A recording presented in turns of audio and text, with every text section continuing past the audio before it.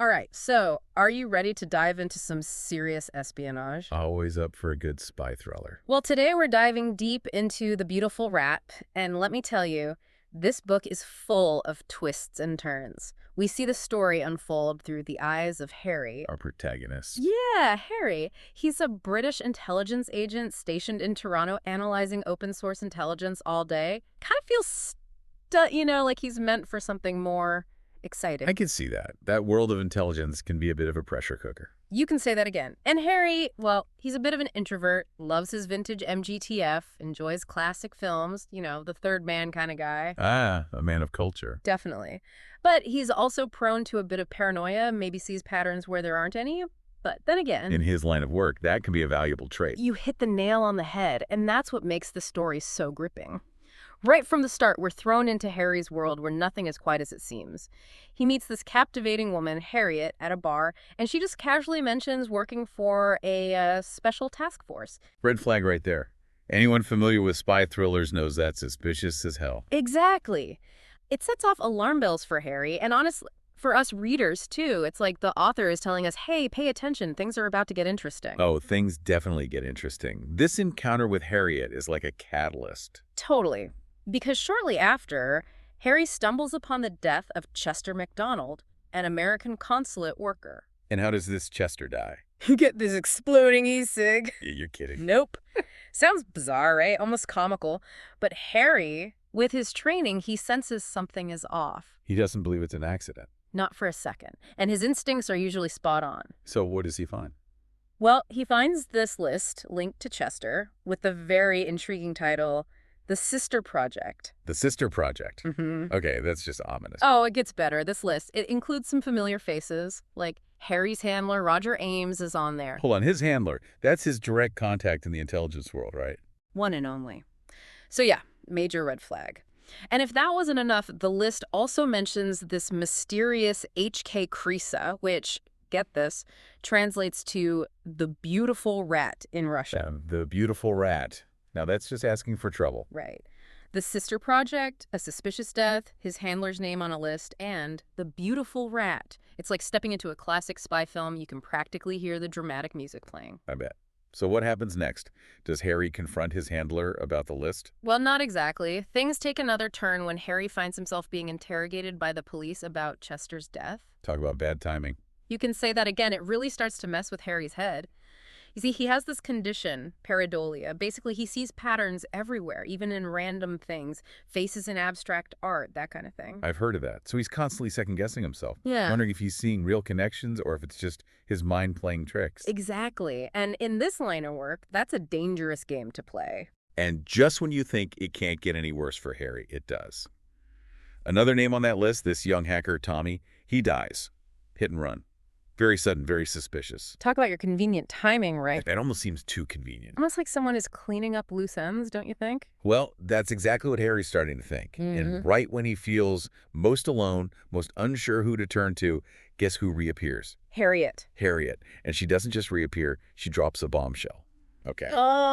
Lay it on me. She tells Harry that the Sister Project, this whole thing, it's a network of Russian sleeper agents. They're embedded deep within Canada. Sleeper agents, like from the Cold War. Exactly. And their goal, it's terrifying, actually. They want to disrupt Western elections, sow chaos, undermine democracy itself. Whoa. Hold on. Disrupt elections. Create chaos. How and why? What's the point? That's the million-dollar question, isn't it? Why chaos? Well, think about it. Imagine a world where elections are decided not by votes, but by misinformation, by cyber attacks, by social unrest. It's like they want to dismantle democracy from the inside out. Exactly. It's about undermining trust in institutions and governments, in each other. It's a long game, but the payoff, if they're successful, well, let's just say it would be devastating. And Harriet claims she's part of some secret task force working against these sleeper agents. That's what she says. But remember, this is the same woman who admitted to, how did she put it? Oh, orchestrating that whole broken window incident just to manipulate Harry. Exactly. So how much of what she's saying is true? Is she really trying to recruit him, or is she using him, playing him? It's a classic double agent scenario. And with Harry's tendency to see patterns everywhere, well, let's just say it makes things a whole lot more complicated. So what does Harry do? Does he believe her? He's not sure what to believe. Yeah. He can't even confide in his handler, Roger, because what if Roger's involved? His name was on that list, remember?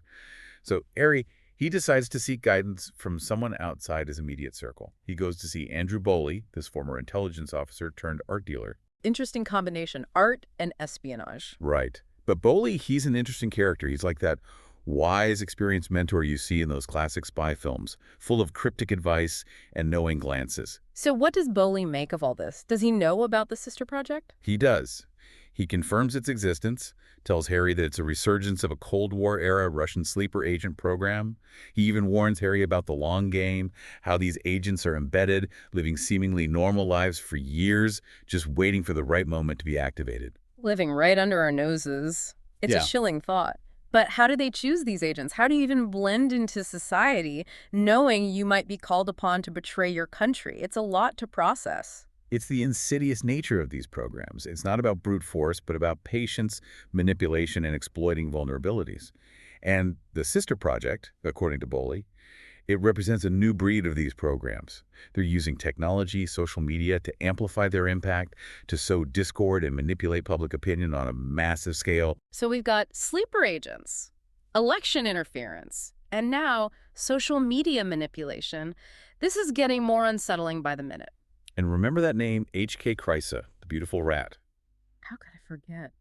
Well, Boley tells Harry that historically, that code name has been used for the leader, the mastermind of these sleeper agent operations. So it's like a title that's passed down. Exactly. It's a lineage of manipulation and chaos. But if that's the case, who is this beautiful rat now? Could it be Harriet? She did say she was part of some special task force. It's a possibility, isn't it? I mean, stranger things have happened. In this book, definitely. So how does Harry plan on figuring out if Harriet is the beautiful rat? Well, he doesn't have much to go on, but he keeps digging. And as he digs, he uncovers something else. It turns out that there was this clandestine meeting a while back, a seemingly harmless brunch. 3 people were there. Tommy Harrison, the young hacker who ended up dead, a right-wing political fundraiser, and get this, a conspiracy theorist. A conspiracy theorist, seriously. Yeah, you can't make this stuff up. So what's the connection? What were they all doing together? And does it tie back to the sister project? Harry's wondering the same thing. And as he digs deeper, he starts to realize that this meeting, this brunch, it wasn't so innocent after all. It was a chance for these individuals to meet, to strategize, to figure out how to best manipulate public opinion and spread disinformation ahead of the upcoming election. So it's not just some abstract threat, then. They're actively working to disrupt the election. Precisely. And this is where it gets even more real, more terrifying, I think. Tommy, the young hacker, remember? He expresses doubts about the operation. He wants out. He's in over his head. And we all know what happens to loose ends in this line of work, don't we? Exactly. Shortly after that meeting, Tommy's dead, hit and run, made to look like an accident. A brutal reminder that this is serious business. People are dying. So Harry's basically caught between a rock and a hard place now, isn't he? I mean, Tommy's death is a pretty stark reminder that he's playing a dangerous game. And he's still got that list. And he can't trust anyone on it. Not really. Yeah. Especially not with Roger's name still lingering there. He's got to be messing with his head. And on top of all that, he's supposed to be focusing on the bigger picture, right? Like preventing a potential attack on democracy itself. It's a lot of pressure. Yeah. You know, remember his conversation with Boley, that art dealer? Yeah. He emphasized the importance of patience, of understanding the nuances of this world. Right, like it's not just about catching the bad guys, but about playing the long game. But how can Harry even think straight with all this going on? Well, that's the question, isn't it? He's got to find a way to stay one step ahead, to anticipate his enemy's moves, and to somehow protect himself in the process. And what about Roger? What's Harry going to do about his handler? Confront him. That's a risky move. He could be walking into a trap. But then again, doing nothing is risky too. It's a classic dilemma. No easy answers in the world of espionage, are there? Definitely not.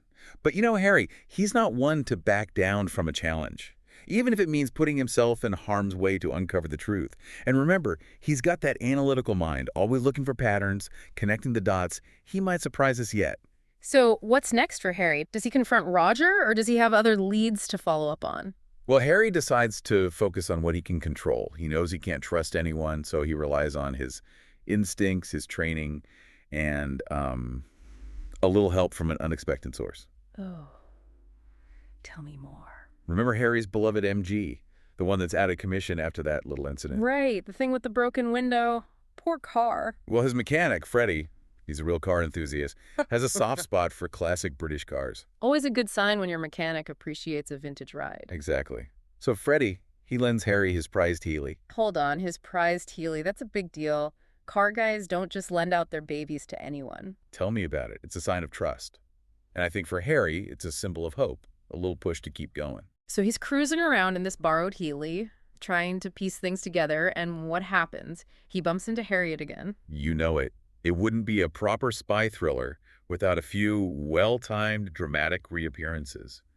She's leaning against a billboard this time, cool as a cucumber. Of course she is. So what does she want now? Does she know that Harry's onto her? Oh, she knows. She casually asks about his meeting with Boley, making it clear that she's aware of every move he's making. Talk about unnerving. She's like a ghost, always watching. So what does Harry do? He tries to stay calm, to keep up appearances, but Harriet, she can sense his unease and, well, she just can't resist twisting the knife a little. What do you mean? What does she do? She casually mentions that Tommy Harrison, the young hacker, wasn't deemed important enough. So she's confirming her involvement in all of this. Oh, absolutely.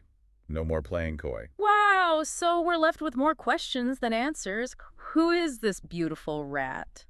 Is it Harriet? Someone else entirely. What's going to happen to Harry now? That's the beauty of a good spy thriller, isn't it? You're left wanting more. And in this case, I think it's safe to say we're all eager to see what Harry does next. He's in way over his head, but he's got a knack for unraveling these tangled webs. This deep dive into the beautiful rat has been a wild ride. Espionage, sleeper agents, election interference. It's got it all. And don't forget the double agents and the mysterious beautiful rat pulling the strings. It really makes you think, doesn't it? About the world around us, the hidden agendas at play. It's certainly given me a lot to think about. Me too. And I'm sure our listeners are feeling the same way.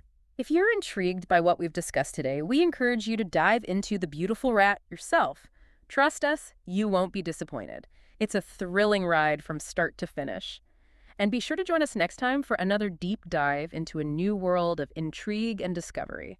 Until then, happy reading.